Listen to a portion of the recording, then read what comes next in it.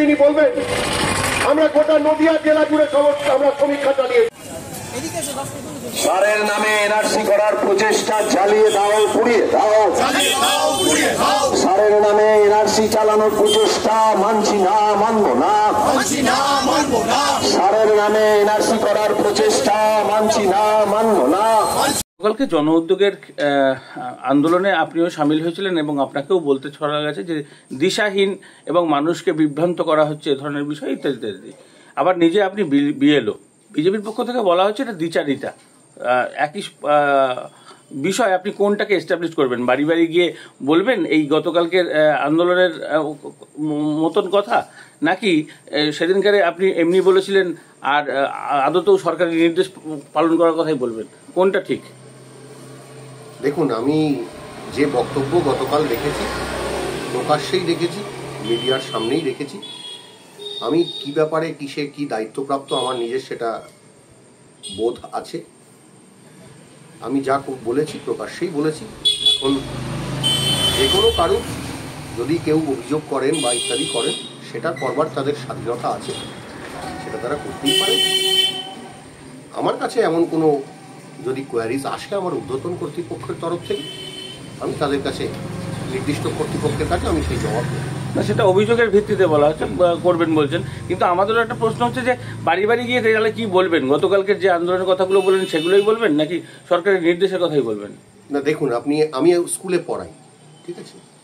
তো সেখানে আমি বাইরের যে কর্মকাণ্ড বা বাইরের আমার যে বিশ্বাস, আমার শিক্ষা সম্পর্কে যে বিশ্বাস বা আমার ইত্যাদি বা আমার এই আধুনিক এখানে যা হচ্ছে সেইটা তো আমার পড়ানোর মধ্যে রিফ্লেক্ট হয় না। পড়াতে যাই যখন তখন আমি শিক্ষক হিসেবে পড়াই।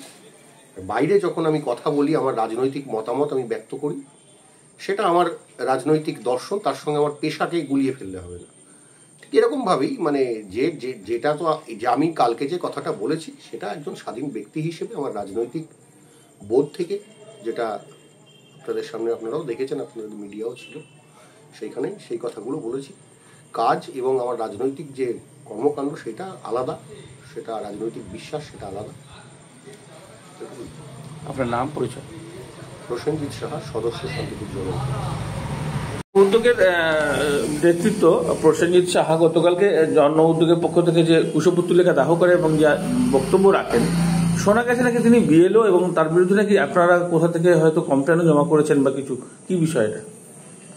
দেখুন, কমপ্লেন কোথায় জমা পড়েছে বা কমপ্লেন হয়েছে কিনা এই বিষয়টা বলতে পারবো না। হয়তো কেউ করতেও পারেন ও নাও করতে পারেন, বিষয়টা আমার সেটা নয়। বিষয়টা হচ্ছে যে কালকে ডাকঘর বাস স্ট্যান্ডে দাঁড়িয়ে তিনি প্রকাশ্যে এসআইআরের বিরোধিতা করছেন, শুধু তাই নয়, নির্বাচন কমিশনকে উল্লেখ করে বিভিন্ন রকমভাবে তিনি সেখানে কথা বলেছেন এবং এসআইআরের বিরোধিতা করছেন, কাগজ দেখানোর যাতে লোকজন না দেখে, অর্থাৎ তিনি পরিষ্কার এসআইআরের বিরুদ্ধে মানুষ খেপাচ্ছেন। এই যে তিনি মানুষ খেপাচ্ছেন, কিন্তু আবার উল্টো দিকে কীরকম দ্বিচারিতা এটা দেখুন যে তিনি কিন্তু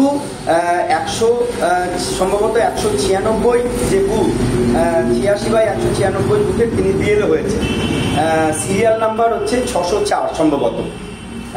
তো একাধারে তিনি প্রথমত একজন বিএলও, তার কাজ কী হবে? 4 তারিখ থেকে লোকের বাড়ি বাড়িতে গিয়ে মানুষকে বোঝানো এবং মানুষের কাছ থেকে কাগজ দেখে তার রিভিশন করা, এটা তার কাজ হবে। তাহলে যে ব্যক্তি এই রিভিশনের কাজটি করবেন, সেই একই ব্যক্তি মাইক ধরে প্রকাশ্যে জনগণকে খেপাচ্ছেন এবং অনেক কিছু আমি দেখলাম তাদের ভিডিওটা, যে সেখানে প্রচুর তিনি ভুল তথ্য দিচ্ছেন এবং মানুষ যাতে ভয় পেয়ে যায়, এসআইআরের বিরুদ্ধে চলে যায়, একটা গণ আন্দোলন গড়ে ওঠে, সেই বিষয়ে এর আগেও তিনি করেছেন। নো ভোট টু বিজেপি করে মমতাকে এবং তৃণমূলকে অক্সিজেন জুগিয়েছেন। বিষয়টা সেটা নয়, বিষয় হচ্ছে যে একই ব্যক্তির তার দুই রূপ যদি এরকম ধরা পড়ে, তাহলে সেই ক্ষেত্রেই প্রশ্নটা ওঠাটা স্বাভাবিক। কারণ 4 তারিখ থেকে সেই ব্যক্তিকেই যখন বিভিন্ন লোকে দেখবে যে 196 নম্বর বুথে গিয়ে তিনি বাড়ি বাড়ি গিয়ে ভোট তুলছেন, এবং রিভিশন করছেন, সেই একই ব্যক্তি আবার যখন ডাকঘরে দাঁড়িয়ে মাইক ফুঁকে এসআইআর এর পুষ্পতলিকা দাহ করছেন, তাহলে এইখানে তার বিরুদ্ধে প্রশ্ন ওঠাটা তো স্বাভাবিক নিশ্চিতভাবে।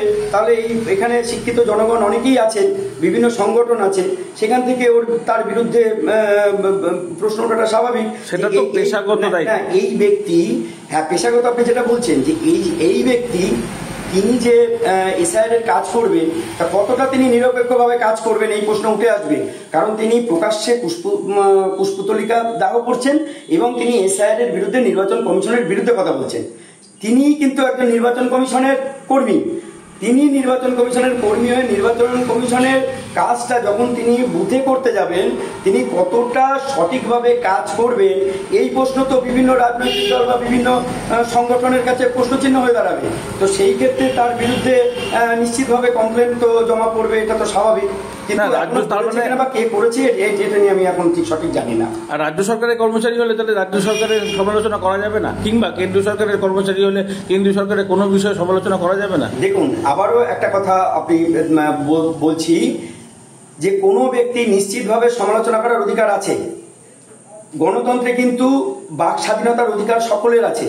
কিন্তু আপনাকে বুঝতে হবে যে আমি যে বিষয়ের উপরে বক্তব্য রাখছি, সেই বিষয়টি আজকে যে বিষয়ের উপরে বক্তব্য রাখছি, যার বিরুদ্ধে বক্তব্য রাখছি, আবার কালকে তার পক্ষে আমাকে যখন কাজ করতে হবে নেমে, তাহলে সেই ক্ষেত্রেই তৈরি হবে দ্বিচারিতা, বা তৈরি হবে একটা বাইরের এবং ভেতরের মুখোশ। মুখ এবং মুখোশটা আলাদা হয়ে যাবে, এইটা সমস্যার জায়গা। দেখুন, একটা লাইনে চলো, তাতে যদি যে কোনো একটা লাইনে স্ট্যান্ড তার ঠিক থাকা উচিত। কালকে তিনি 4 তারিখে যে মুহূর্তে 4 তারিখ থেকে তিনি বাড়ি বাড়ি গিয়ে এসআইআর সম্পর্কে বোঝাতে যাবেন, কারণ সেটা তাকে বোঝাতেই হবে, কারণ তার চাকরির ব্যাপার রয়েছে এখানে জড়িত। তিনি যদি কাজটি না করতে চান তাহলে তার বিরুদ্ধে শোকজ জারি হবে। এবং তিনি যদি ভুলভাবে কাজ করেন, যদি কোনো রকমভাবে কোনো বিএলও তার এগেনস্টে কমপ্লেন করে, তাহলে তার চাকরি পর্যন্ত চলে যেতে পারে, তার জেল হেফাজত পর্যন্ত হতে পারে।